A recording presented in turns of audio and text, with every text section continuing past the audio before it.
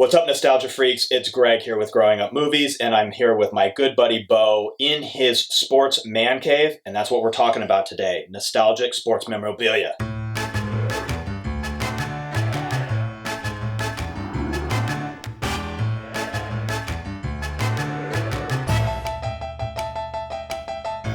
So, Beau, thanks so much for having us here today. And I look around this room and I see so much history, jerseys and baseball bats and autograph things.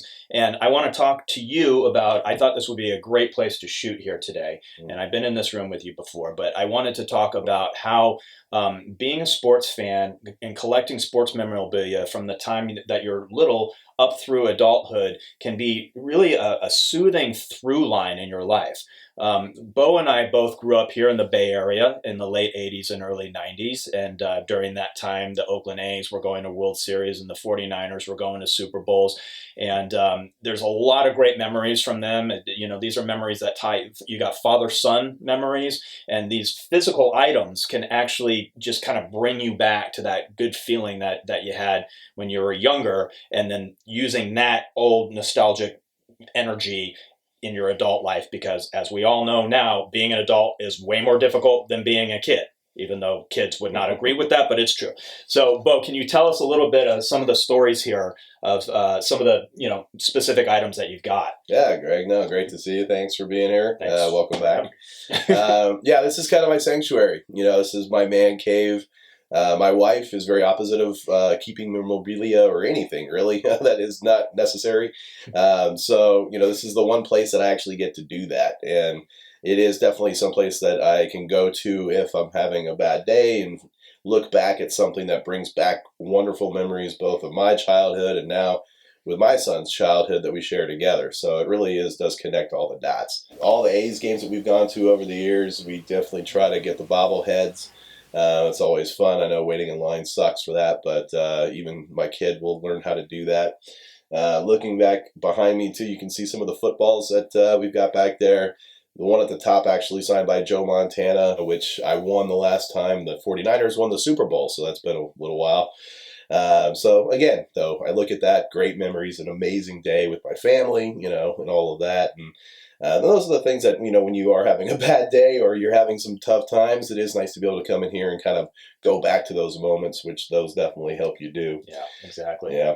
And I like how you did the display here as well, because that's another way to, as you can be creative as an adult, taking kind of like some of those physical elements of things you collected when you were a kid and put them in a cool display of something that you can enjoy, that your kids can enjoy. Your son, I know that he loves this room.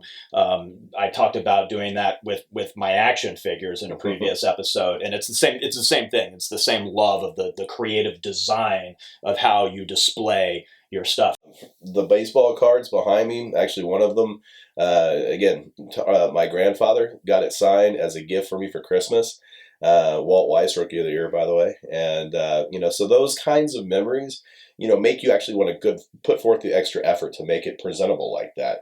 Every year that we go to either a fan fest or now spring training, we get autographed baseballs. And, as a kid, I love to do that. I've got, Jose Canseco, Mark McGuire, all the guys that we always loved. And now, my son is able to do that. And he's just really getting into it and kind of get it. Because when you're an older guy, it's a little awkward to get some other guy's autograph. So it's nice to have your kid be able to help you with that. But it's also something that we could share in, and honestly brings me back to when, I feel like a kid again, when I go to spring training and have those experiences. So, Rod, I went back into my attic recently and got some fun stuff. These were starting lineups. These were really popular in the 80s and 90s, and they had the Stadium series of larger figures, and then they had these Cooperstown Hall of Fame. This was Bob Gibson and Stan Musial. They did every sport. Patrick Waugh, hockey. There's your guy. Jerry Rice of the 49ers. They even had, I got some foreign soccer ones. I don't remember how I got them or where. Hakeem Olajuwon, they did basketball, they did NBA. One of my favorite players from the Raiders, Tim Brown.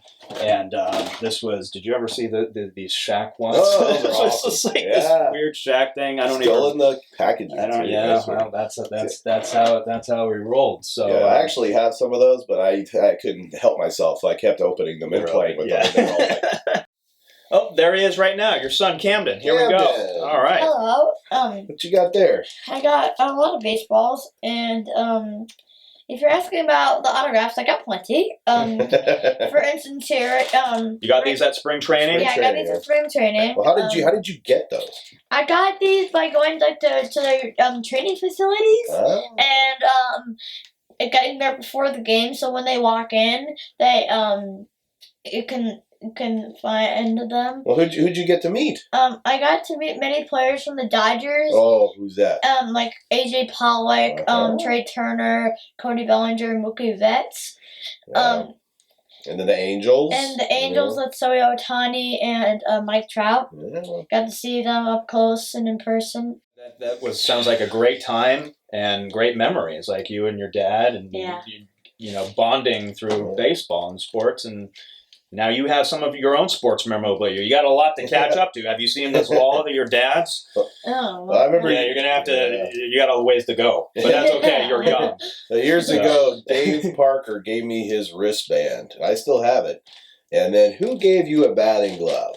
Seth Brown gave me a batting glove earlier when he was walking in. It was really cool. I could feel the stickiness of the pine tar on the outside. It was pretty sticky.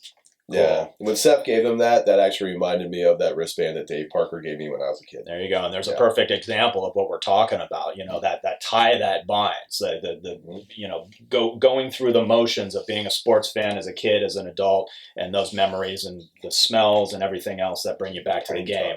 So anyway, guys, thanks so much for having us here at your home in your man cave tonight. This was awesome. And again, all the fans out there, please go to growingupmovies.com, subscribe to our YouTube channel, follow us on social media. We're on all the major platforms, and keep collecting nostalgic memorabilia. We'll see you next time. Do it, please.